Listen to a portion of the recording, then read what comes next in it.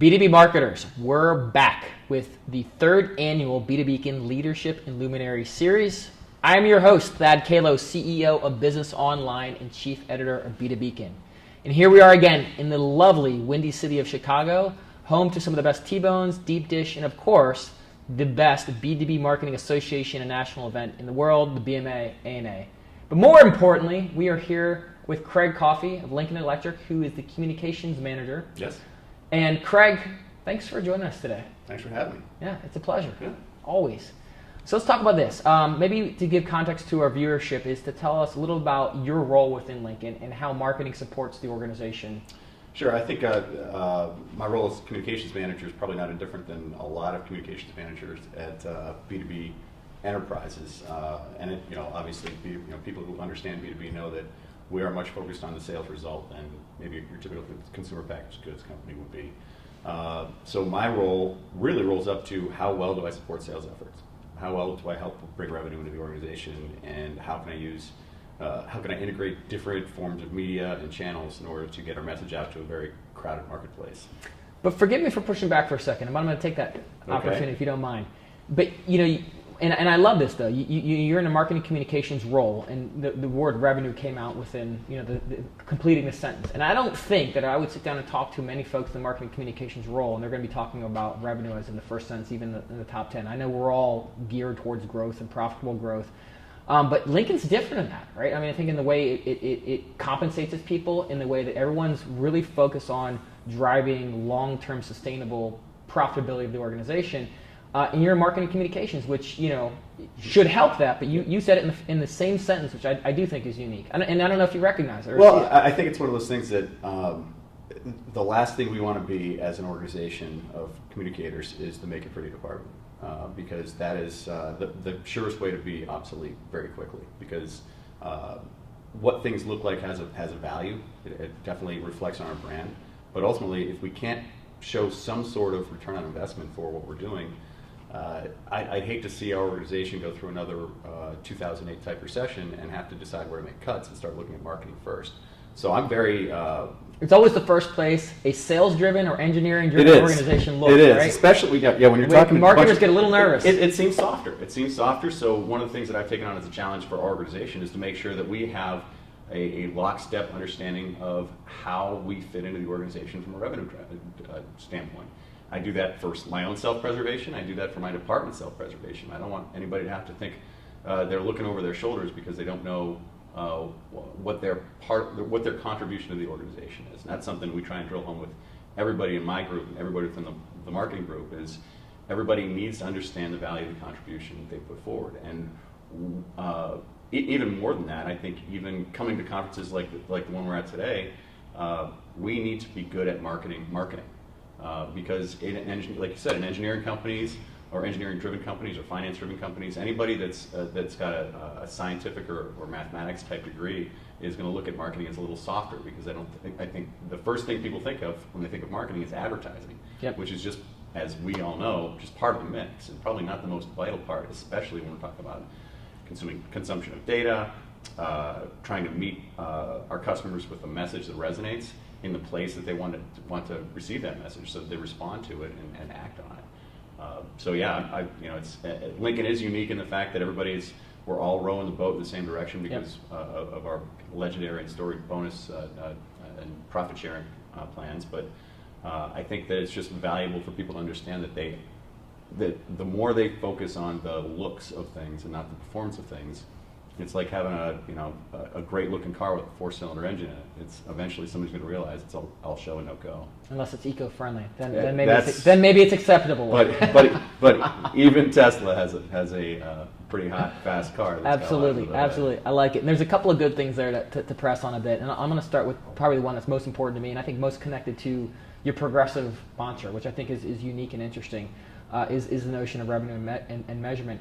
So, in terms of the work that you do in driving marketing within the organization, what are you specifically measuring to actually show the output for every dollar that goes into your marketing machine? I think one of the things with the exercise we're going through lately is kind of a comparative apples to oranges measurement. How different channels, mobile certainly, app development, compares against what we see from our traditional media spend. A good example of that might be we launched a new magazine called Arc Magazine, which we're really proud of. We launched it in a printed written format, and we also launched it on an app through the Lincoln Library, which is unique to Lincoln because it seems redundant. It could seem redundant to an outsider looking in. But when you look at our ability to measure and track something that we used to just trust, mobile really makes a lot of sense for us, and app development makes a lot of sense for us that way. Okay, I'm curious now. So what's winning? So is it the print version or is it the online version? Right now, all the metrics point to the online version are winning, but there's a lot of things that are a little bit immeasurable. I mean, we work through a distribution platform and sell the vast majority of our products through distribution. And when you think about distribution, if you've ever gone to any kind of a distributor, whether it's a plumbing distributor, electrical distributor, or a welding distributor, there is some pretty typical customer behaviors, and that typically involves walking through the front door, going directly to a counter, making an order, and sitting and drinking coffee and eating donuts until that order is placed for you, until you can walk, until it's loaded in your truck and you can go away. We want to make the most of that time. That's one of the reasons for the magazine. It's one of the reasons we actually are pressing the envelope in terms of our retail presence, which is not anything cutting edge, but nobody else is really doing it. So it gives us a leg up, and we can teach our distribution platform how to be more profitable, how to sell relatively low dollar volume items but at a high gross margin, and how to merchandise things so it actually sells, helps move the product. I love it. But let me go back to the measurement piece. Do you have any dashboards or key performance indicators that you are constantly on top of outside the revenue piece, which is an obvious, that give you a general idea of health or lack thereof of your pipeline? I'm not sure I have enough information we measure a lot of things, but one of the things that I think was mentioned by one of the speakers today, we've got a lot of things that we measure, but we aren't very good at pulling insights out of them. So that's one of the things we're really trying to be better at is not just what do we got, but what does it mean and how can we act on it? And that's a little harder. It's a little more esoteric because we're comparing to things that like cost per thousand for advertising. That's a typical marketing marketing measurement. But what does it tell you? It just tells you you're good at driving your costs down or keeping your costs high. Yep. It doesn't measure conversion though. Right. And what is a good conversion rate? So who do you measure against? We really only have ourselves to measure against. It's very difficult to get some of those data points from other organizations that would be similar comparables to ours in the industrial space to measure against. So it's really just we feel like this is where we should be. Some indication that other organizations like ours are at that level. But ultimately, because of the kind of organization we are, we measure based on revenue. Sure. So we try and keep our costs as low as we can. We're not afraid to spend money when we think we have a significant chance of capitalizing that opportunity. But ultimately, there's only two ways to make the bottom line bigger. You can reduce costs or sell more. We try and do both of those things as we can. But so we're frugal, but I think we're relatively effective at that. Okay. So let's talk about, you mentioned earlier, I think kind of a common thread that I've heard is the buying journey that your customers take, and that you want to be relevant throughout that buying journey. So what have you seen recently over the last maybe even 6 months or so that's changed within your organization around how folks are consuming your content, engaging with you in that sales process that enables you to drive more revenue and potentially even cut costs? Well, I think some of the things we're doing, as you well know, is we're taking some bigger steps into really focusing on marketing automation. There's a lot of people talking about marketing automation. And I saw a stat recently, I think it was in the B2B magazine that BMA publishes, that there's still only about 40% engagement in marketing automation through industrial platforms or through industrial organizations, which I think is remarkably low. It's very low. And I think that, but I think there's a lot of organizations that are very much like Lincoln, and they recognize the value of it, but they also recognize the incredible amount of work to turn that machine on. Yep. To go back and clean all the data that you have, to invest in the CRM system that your salespeople and the people who need to use it will actually use, to then invest into an enterprise-wide platform that we can use to track our progress.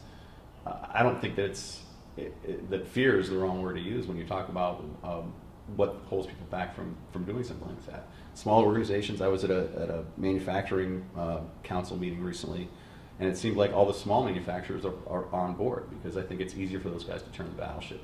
It's just a lot harder for us to do that, and it has a lot more effect. And I think there might be some people out there who aren't convinced of the results, which is why we're doing the kind of pilots we're doing with you guys, is because we're confident that we'll see the results of the effort, and those results are scalable.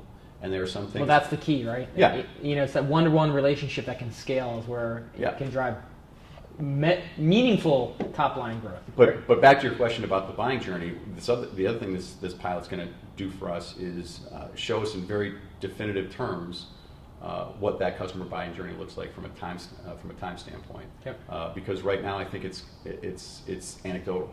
I think we hear how long it takes for a customer to make a decision or move from point A to point B and through their journey, but I think a lot of it is just conjecture.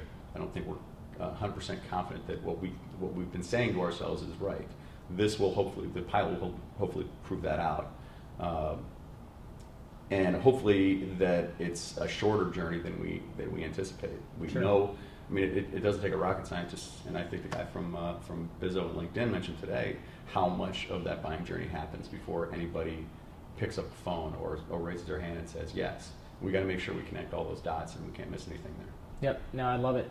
And I do think there are absolutely ways to accelerate, the velocity of your pipeline, especially if you're able to build a relationship up front. And I think about it, even in your progressive sense. I mean, you guys are an industrial manufacturer, and you publish in a magazine. I mean, that's pretty unique. I mean, there's a few folks that are doing a few of those things, right? But in terms of where you sit and what you're doing, and that we have seen time and time again is the thing that pushes some of our clients over the edge to actually build that trust and to accelerate the process that enables them to buy for you, right? Well, and one of the genesis of the magazine was kind of, we kind of took a pragmatic approach to that.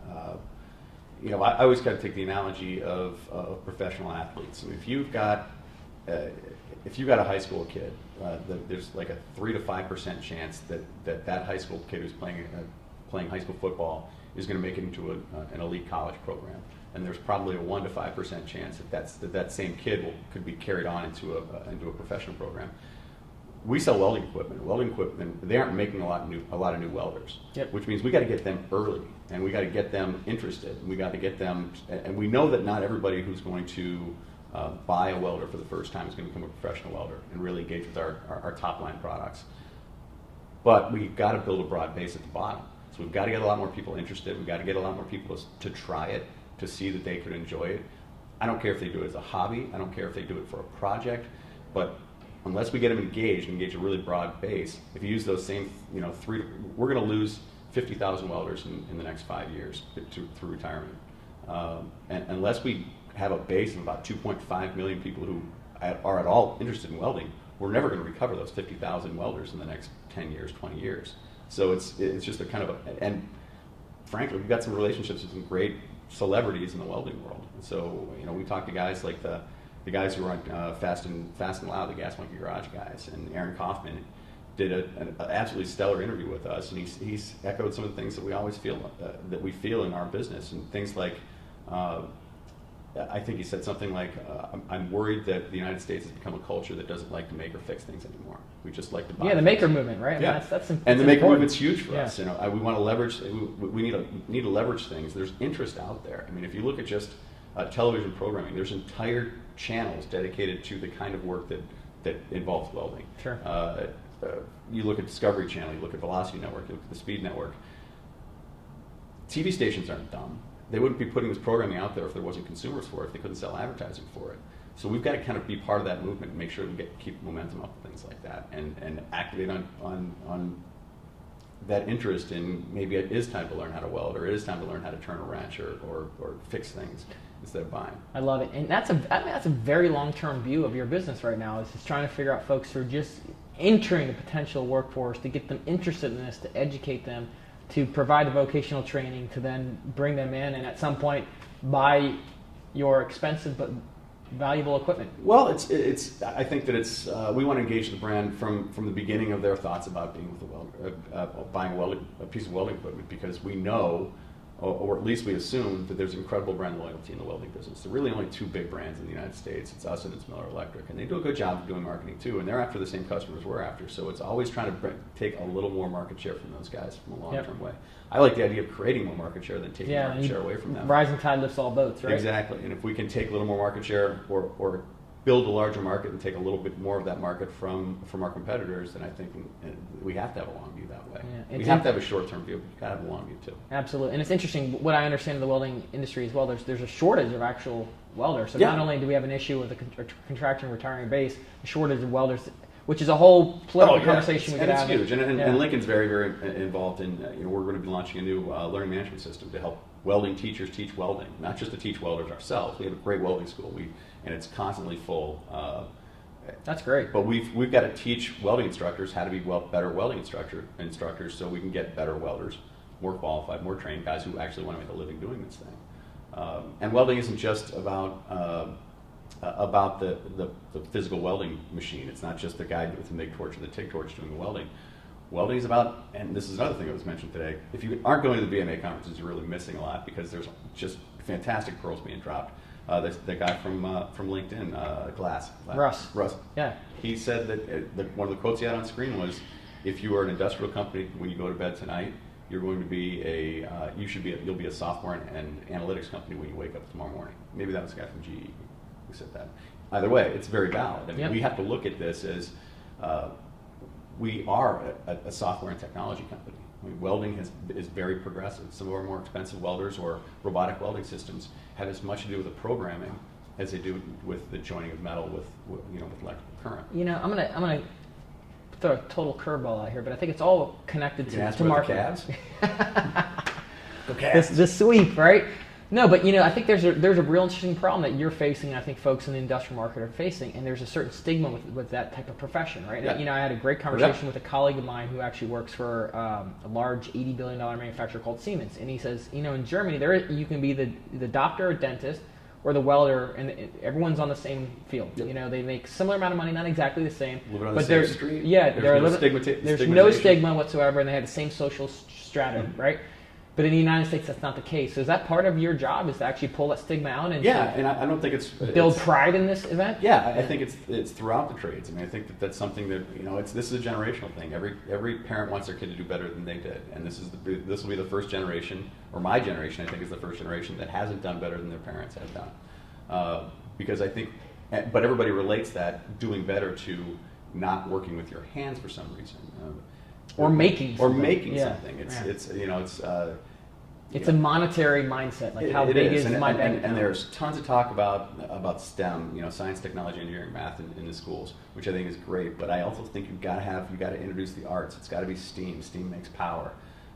Because without the art side of things, without the problem-solving addition of what the arts brings to that table, the right brain, left brain, then we're just going to be grinding out parts. We're going to be robots, and that's not fun. And are you doing building any sort of campaigns or programs around, making this type of work sexy again and interesting? And I've had conversations with other people who are in the industry or working something in the building trades or some, and I think this is a bigger problem. This is a problem that I think has to be addressed on a national level. I don't think it's just a Lincoln problem.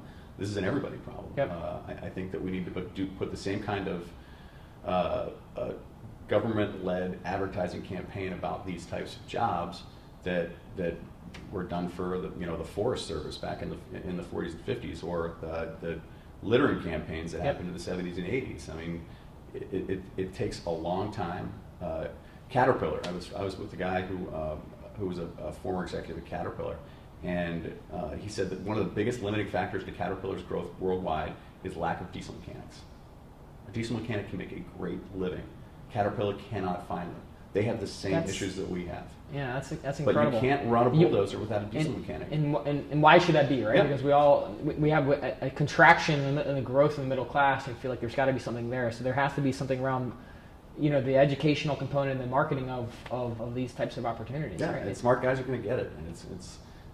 And one of the things I always struggle with, and we always hear about, is you'll hear about the occasional welder, probably a pipeline welder, who can make $150,000 a year, and it's that he's earning every penny of that.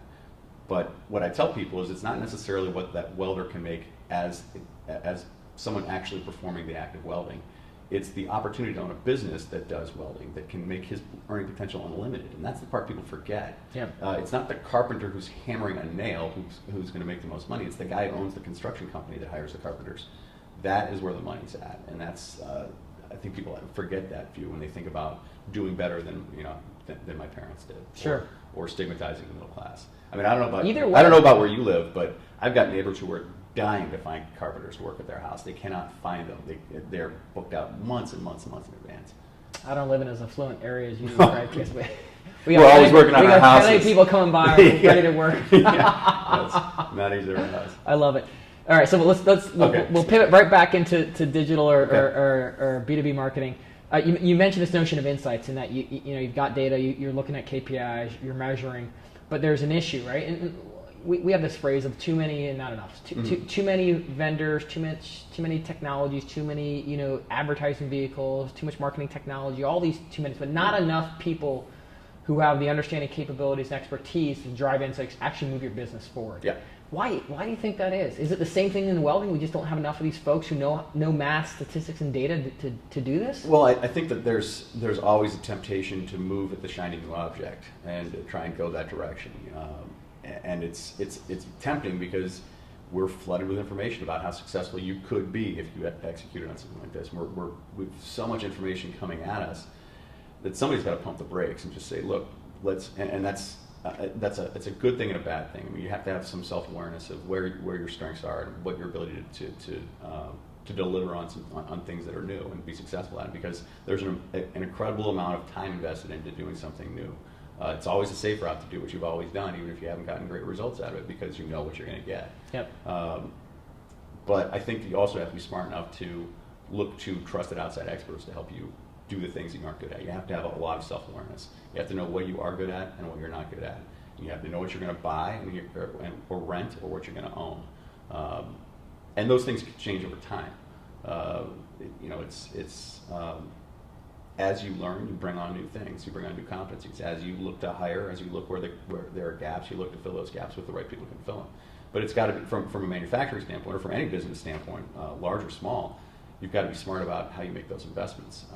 And are they something you need in the short term, or are they something you're going to need to sustain over the long term? And those are all decisions that are kind of made in the moment, or with at least the best information you can possibly gather. I mean, we'd all love to just add headcount, but that drives costs up, and that which cuts into margin, it cuts into profitability, and that's a risky thing to do. Yep. So, based on your experience, the tenure you have, your successes and failures, Craig, two questions. What advice would you give to the viewership around what should be on their strategic roadmap if they're in the B2B marketing world? What should they put on there that's most likely not? And B, career advice. What would you say that they should be skilled in or should look towards to further their career? I'd say I could probably answer both questions the same way. There is still, especially in organizations like the one I'm in, a huge disconnect between the IT side of our business and the marketing side of our business. And I think that students that are adept at speaking the language of the IT world and making that connection to strategy from a marketing standpoint are going to be really, really successful. It's a rare breed that gets both sides of that equation. And I think that that's probably a place that I would say more schools than not are failing at, because they're either teaching more consumer packaged goods type marketing, but that relevant data collection and being able to gain insights out of data and then translate those insights into an actionable plan is huge. Yep. It's huge, and it's just I think it's vastly underrated, or just not on people's radars, because those two camps tend to I think the larger the organization, the more those two camps tend to be closed off from each other. Yep. One is a service to the other, and they really need to be in lockstep. Yep, I love it. Craig Coffey, Lincoln Electric, that was fantastic. Thanks for having me.